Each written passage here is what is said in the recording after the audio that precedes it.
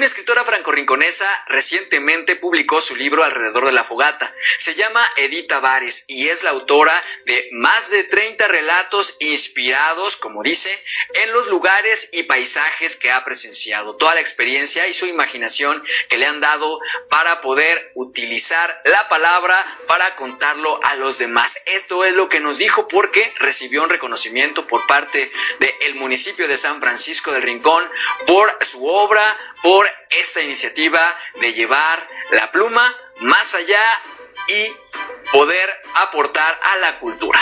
En este libro pueden encontrar 34 historias de suspenso y la mayoría de ellas hablan de la muerte, algunos temas sociales pueden encontrarlos ahí y son microcuentos, su extensión es muy breve. He inspirado en los lugares donde he vivido a través de los árboles, el jardín.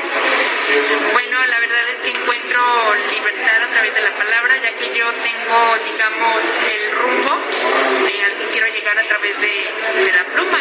Digamos, es una vocación, es una vocecita que me ha dicho desde niña que debo escribir y me gustan mucho los libros.